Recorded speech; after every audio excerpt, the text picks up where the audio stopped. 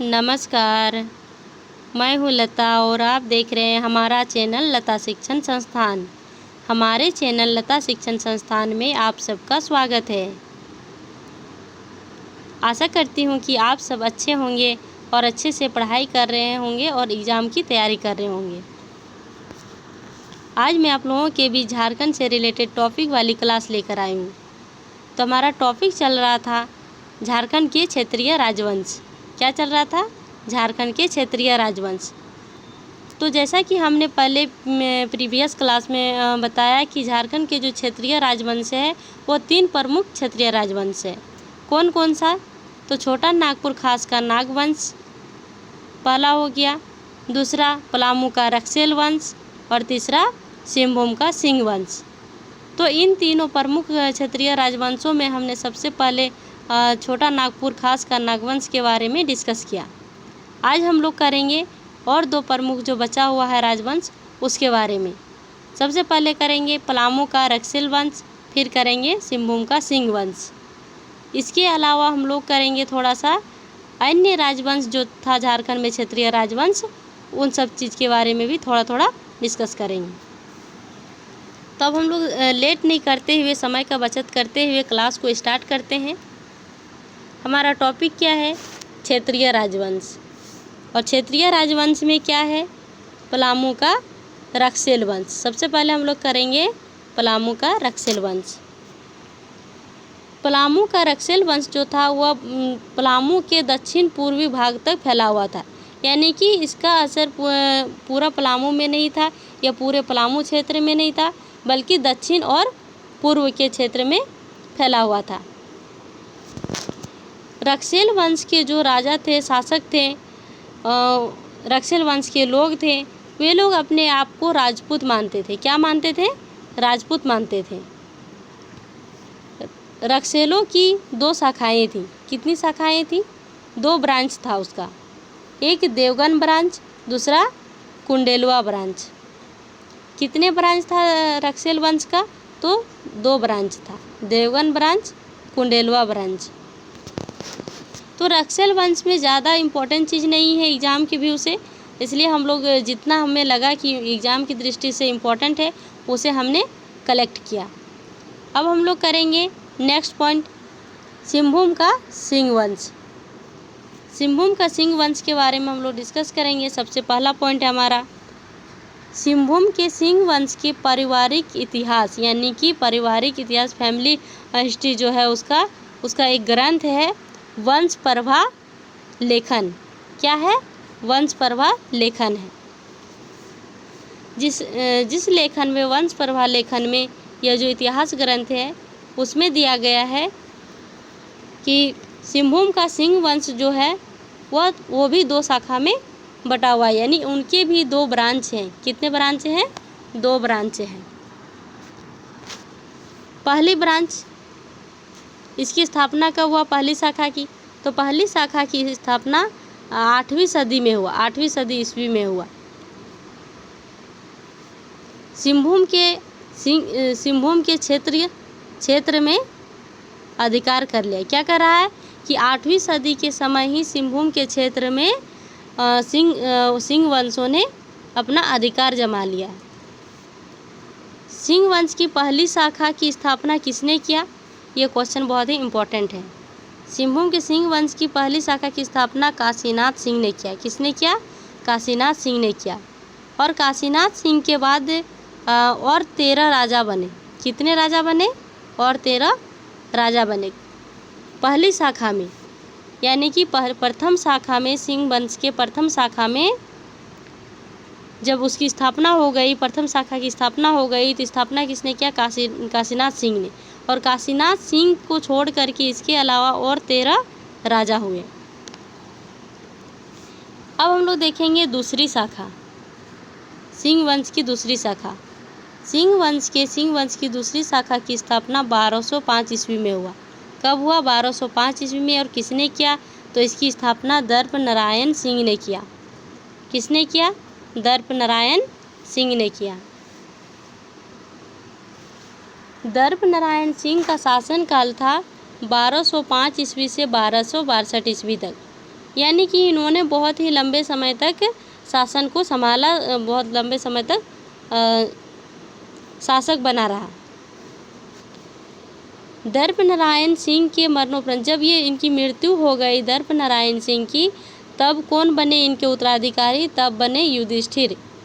युधिष्ठिर सिंह बने इनके उत्तराधिकारी। अब इनका शासनकाल क्या था? तो युधिष्ठिर सिंह का शासनकाल था 1262 ईस्वी से 1271 ईस्वी तक। यानी कि इन्होंने बहुत ज़्यादा दिनों तक शासन नहीं किया, बहुत ज़्यादा दिनों तक शासक नहीं बना। युधिष्ठिर सिंह के बाद इनका उत्तराधिकारी बने इनके ही पुत्र, युधिष्ठिर सिंह के पुत्र काशीराम सिंह। कौन बने इसके उत्तराधिकारी? काशीराम सिंह बने। काशीराम सिंह युधिष्ठिर सिंह के पुत्र थे। काशीराम सिंह ने अपनी नई राजधानी बनाया। क्या किया? काशीराम सिंह ने अपनी नई राजधानी बनाया पोरहाट को। ये पो बाय मिस्टेक टाइप हो गया है। पोरहाट को अपनी राजधानी बनाया।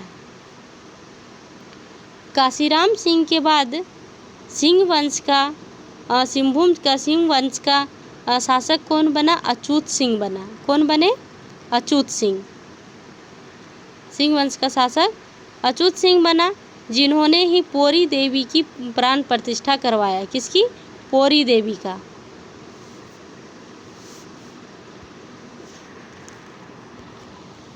अच्युत सिंह के बाद त्रिलोचन सिंह सिंह वंश के शासक बने। कौन बने? त्रिलोचन सिंह। त्रिलोचन सिंह बने और त्रिलोचन सिंह के बाद शासक बने सिंह वंश का अर्जुन सिंह प्रथम। कौन बने? अर्जुन सिंह प्रथम बने। तो अर्जुन सिंह के साथ कुछ ऐसा घटना हो गया जो कि बहुत ही इंटरेस्टिंग घटनाएं हैं। घटनाएं भी इंटरेस्टिंग होती है और ये जान के बहुत अच्छा लगेगा, इनकी कहानी बहुत अच्छी है। तो चलिए अब हम लोग इनके बारे में थोड़ा सा जान लेते हैं। अर्जुन सिंह बनारस गए थे तीर्थ यात्रा में। कहाँ गए थे? बनारस गए थे तीर्थ यात्रा में। तो वे जब तीर्थ यात्रा करके लौट रहे थे अपने राज्य सिंहभूम के क्षेत्र में, तब उनसे एक की छोटी सी घटना घटी। अब क्या घटना घटी? तो घटना घटी कि उन्हें मुसलमानों ने क्या किया, अनजाने में, जानबूझकर नहीं, अनजाने में उन्हें अपने चंगुल में फंसा लिया। क्या किया? अनजाने में उन्हें अपने चंगुल में फंसा लिया। किसने? मुसलमानों ने। तो फंसा लिया और क्या किया? उन्हें उड़ीसा भेज दिया गया। कहाँ भेज दिया गया? उड़ीसा। पकड़कर उन्हें ले गया उड़ीसा के कटक के क्षेत्र में ले गए। लेकिन उन्हें कुछ नहीं किया गया, उनके साथ कोई बदसलूकी नहीं की गई, उनके साथ अच्छा ही सलूक किया गया। और कुछ ही दिनों बाद उन्हें क्या किया गया? उनके मुसलमानों के 32 अनुयायियों के साथ उन्हें उनके राज्य वापस भेज दिया गया। यानी कि उनके राज्य वापस जाने की अनुमति उन्हें दे दी गई। तो यही थी अर्जुन सिंह प्रथम का छोटी सी कहानी। अब हम लोग देखते हैं नेक्स्ट पॉइंट। अर्जुन सिंह प्रथम के बाद सिंह वंश का 13वां राजा बना। 13वां राजा बना, यानी कि अर्जुन सिंह कौन से नंबर के राजा थे? वो 12वें नंबर के राजा थे। तो 13वां राजा बना जगन्नाथ सिंह द्वितीय। कौन थे? कौन बने? जगन्नाथ सिंह द्वितीय। इसको हमने यहाँ मेंशन नहीं किया है, बस मैं बता देती हूँ। कौन बने? जगन्नाथ सिंह द्वितीय बने। और जगन्नाथ सिंह द्वितीय के बाद और कई राजा बने, यानी सिंहभूम के क्षेत्र में और कई राजा बने, जिसे कभी कभी क्वेश्चन पूछ लिया जाता है कि सिंहभूम के बाद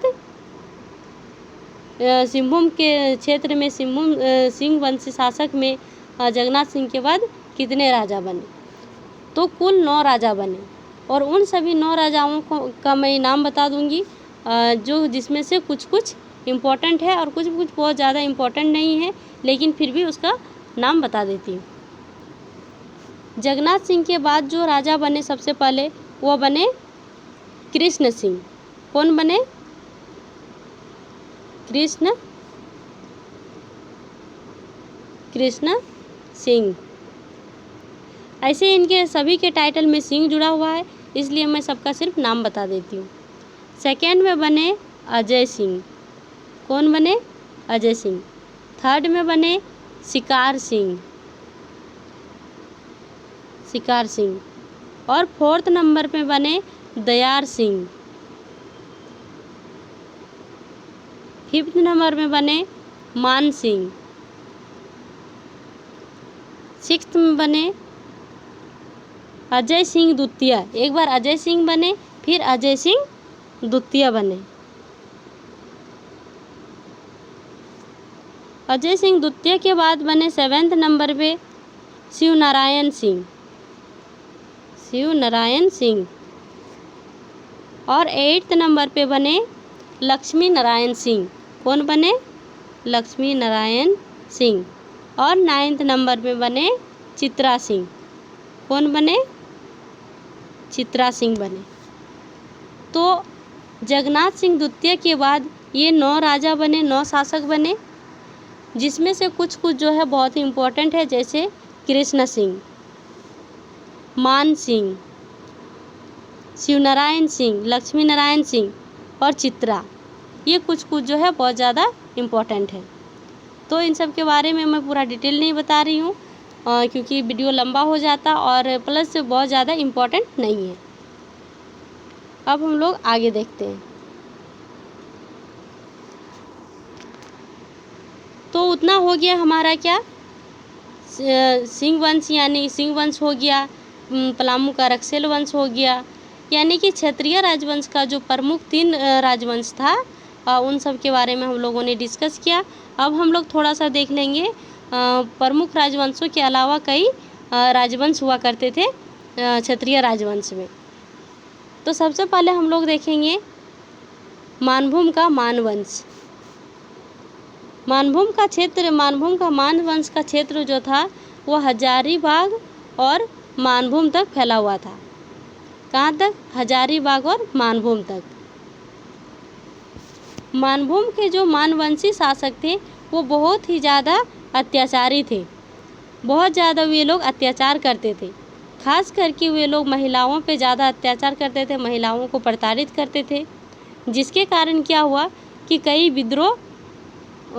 विद्रोह ने जन्म लिया।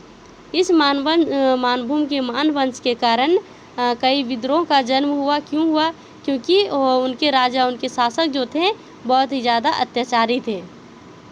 जैसे भूमिज विद्रोह, कोल विद्रोह, ये सभी विद्रोह का होना मानभूम के मानवंशी राजाओं के अत्याचार के कारण हुआ। अब हम लोग देखेंगे रामगढ़ राज्य। रामगढ़ राज्य के बारे में देखेंगे। तो रामगढ़ राज्य, इससे कई बार क्वेश्चन पूछा जा चुका है कि रामगढ़ राज्य की स्थापना किसने किया, रामगढ़ राज्य की राजधानी क्या थी, कई राजधानियाँ थी उनकी। तो इन सब चीज़ के बारे में डिस्कस करेंगे। इसके संस्थापक थे बागदेव सिंह। रामगढ़ राज्य के संस्थापक कौन थे? बागदेव सिंह थे। इन्होंने कब इसकी स्थापना किया? तो इन्होंने 1368 ईस्वी में रामगढ़ राज्य की स्थापना किया। और बागदेव सिंह ने अपनी राजधानी कहाँ बनाया? तो इन्होंने अपनी राजधानी सिसिया को बनाया। कहाँ बनाया? सिसिया को बनाया।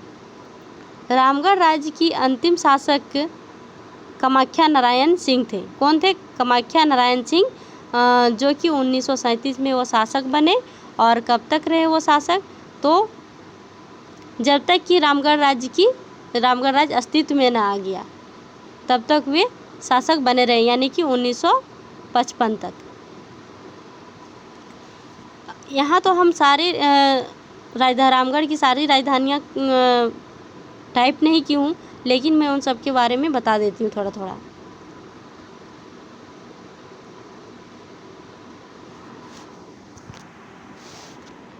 रामगढ़ राज्य की प्रथम राजधानी क्या हो गया? सिसिया। कहाँ था? सिसिया। किसने बनाया था? बागदेव सिंह ने बनाया था। इसको राजधानी किसने बनाया था? बागदेव सिंह ने बनाया था। ठीक है। उसके बाद रामगढ़ राज्य की राजधानी कहाँ बना? सिसिया के बाद बना उर्दा। ये थी प्रथम राजधानी, इसे याद रखना बहुत ज़रूरी है। सिसिया की क्या था? प्रथम राजधानी था। उसके बाद बना उर्दा। उर्दा के बाद बना बादम। कहाँ बना? बादम बना। और बादम को किसने राजधानी बनाया? तो बादम को राजधानी बनाया हेमंत सिंह ने। किसने बनाया? हेमंत सिंह ने। कब बनाया? 1604 ईस्वी में। और हेमंत सिंह शासक रहे हैं 1604 से 1661 ईस्वी तक। बादम के बाद राजधानी बना रामगढ़। कहाँ बना? रामगढ़। और रामगढ़ राज्य की राजधानी रामगढ़ जो बना तो किसने बनाया राजधानी? तो दलेल सिंह ने बनाया। दलेल सिंह ने 1670 ईस्वी में राजधानी बनाया रामगढ़ को। ये जो है दलेल सिंह, ये बहुत ही इम्पोर्टेंट है, कई एग्जाम्स में पूछा जा चुका है क्वेश्चन। रामगढ़ के बाद राजधानी बना इचाक। कहाँ बना? इचाक बना। और इचाक को किसने राजधानी बनाया? तो इचाक को तेज सिंह ने राजधानी बनाया अपनी। और इचाक के बाद और अंतिम राजधानी बना रामगढ़ की अंतिम राजधानी पद्मा थी। कहाँ थी? पद्मा। और पद्मा किसने बनाया? तो पद्मा ब्रह्मदेव नारायण सिंह ने बनाया। किसने बनाया? ब्रह्मदेव नारायण सिंह ने बनाया।